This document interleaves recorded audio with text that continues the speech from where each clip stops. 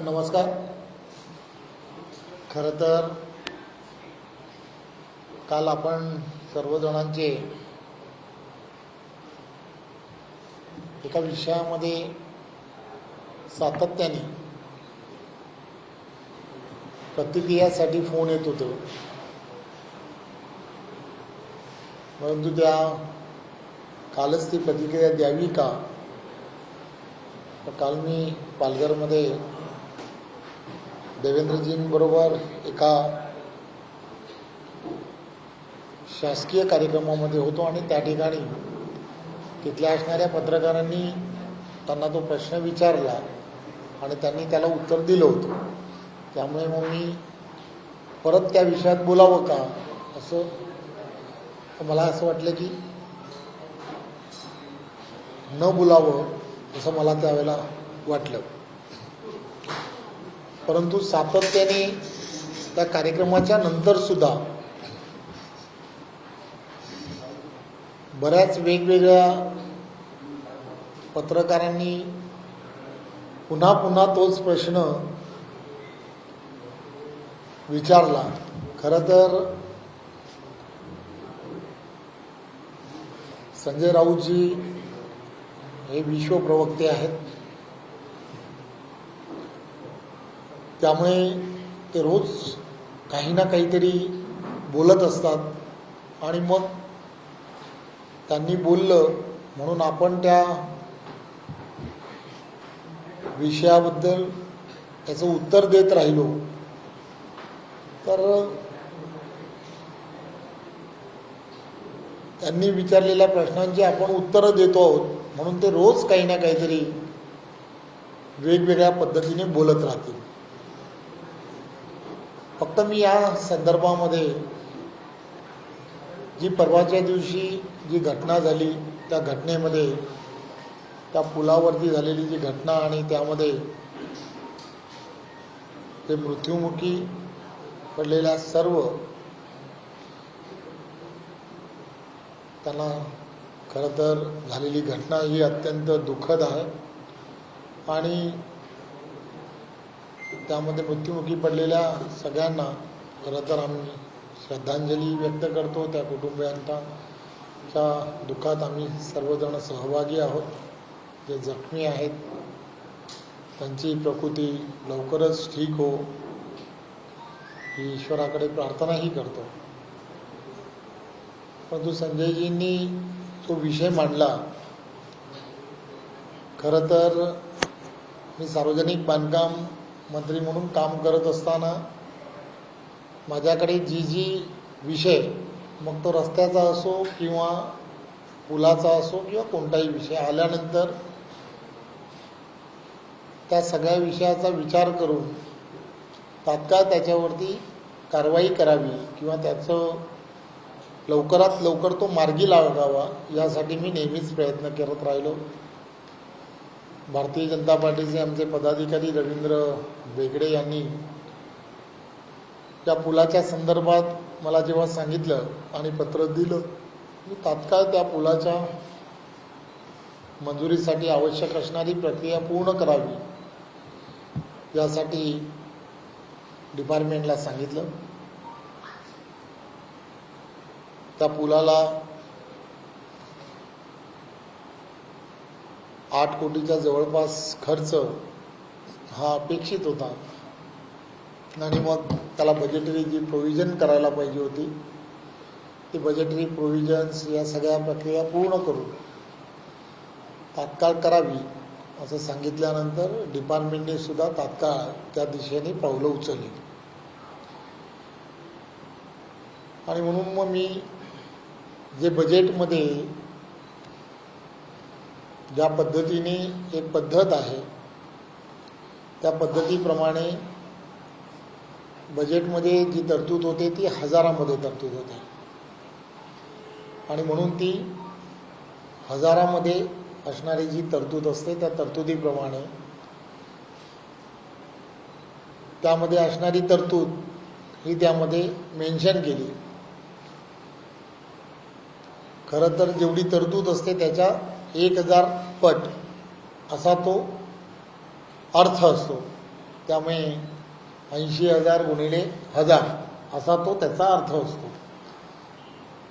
आणि हे सगळं वाचळावं, लोकांना कळावं म्हणून आमचे नेते जे आहेत देवेंद्रजी यांनी सुद्धा एक सोप्या भाषेमध्ये बजेट कसं वाचावं हे सुद्धा पुस्तक तयार केलं. त्याचा बऱ्याच जणांना फायदा झाला आणि बऱ्याच जणांनी त्याचा फायदाही करून घेतला. त्यामुळे त्या कामाला मंजुरी दिली का, तर त्या कामाला मंजुरी ही दिली. ही वस्तुस्थिती आहे. त्याला प्रोव्हिजन होती का, तर प्रोव्हिजन आहे. निवडणुकीच्या अगोदरच त्याचा सर्व सोपस्कार ज्याला म्हणतो तो पूर्ण करून त्याच्या टेंडर्सची प्रक्रियाही पूर्ण झाली. मी आज या संदर्भात ज्यावेळेला खरं तर हे सांगण्यासाठी इथे आहे, प्रेस घेतली की मी आदरणीय मंत्री महोदय राजेसाहेबांना आणि त्या सचिव मनीषाताई यांना सुद्धा फोन केला आणि त्यांना सांगितलं की आपली प्रोव्हिजन पूर्ण झाली होती, टेंडर पूर्ण झाला आहे.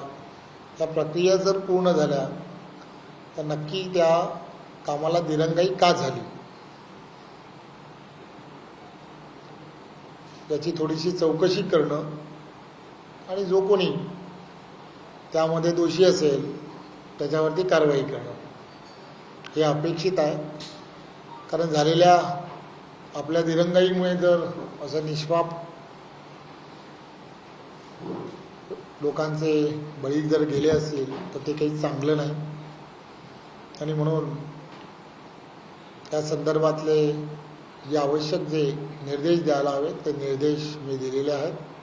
आणि मला खात्री आहे तर त्यामध्ये जर कोणी अधिकाऱ्यांनी हेतुपुरस्सर जर दिरंगाई केली असेल तर नक्कीच शासनाच्या वतीने त्यांच्यावरती कारवाई ही नक्की केली जाईल.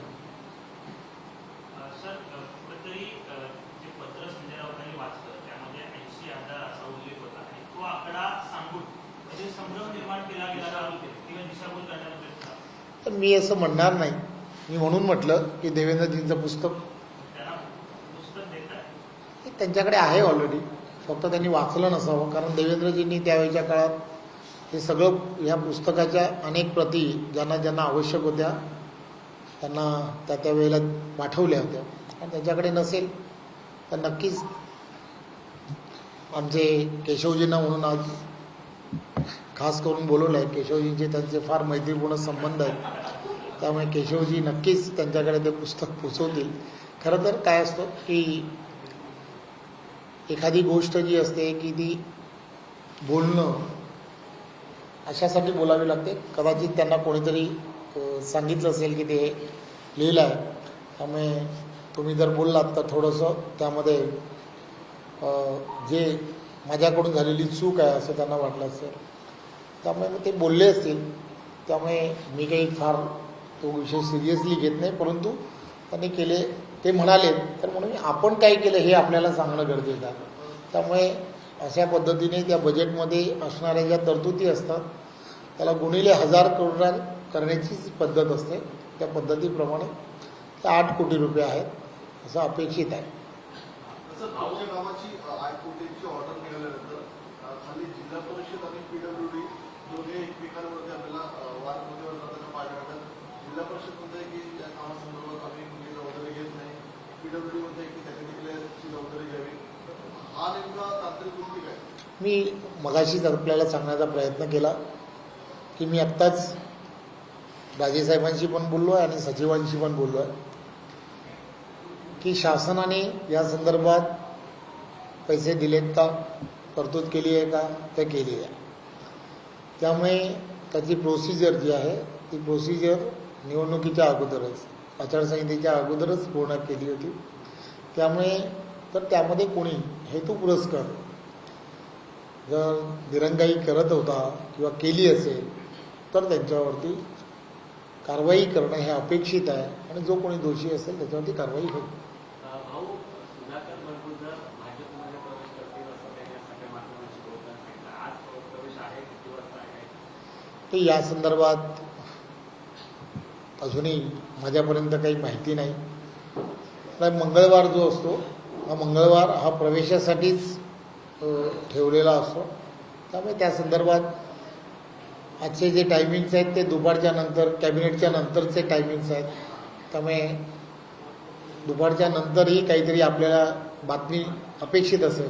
त्यामुळे दुपारच्या नंतर हो.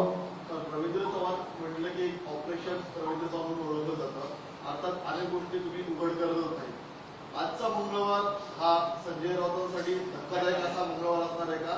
आणि संजय राऊतांच्या जवळचे सहकारी जे माजी मंत्री घोलप होते, सुधाकर बडगुजर होते, आज हजारो कार्यकर्त्यांसह तुमच्या उपस्थितीत पक्षप्रवेश करणार. मलाही जसं मी म्हटलं की या सगळ्या गोष्टी ज्या आहेत ना त्या गुलदस्त्यात असतात.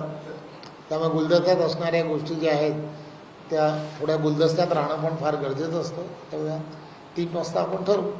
नक्की. धन्यवाद. गुलदस्त्यामध्ये राहताना तुम्ही कार्याध्यक्ष आहात, बावनकुळे प्रदेशाध्यक्ष आहेत. त्यांनी नागपूरमध्ये अशी प्रतिक्रिया दिली की जो सुधाकर बडगुजर यांचा पक्षप्रवेश होतोय या संदर्भात मला काही कल्पना नाहीये. तर नेमकं काय स्थिती आहे? 3 वाजता. 3 वाजता.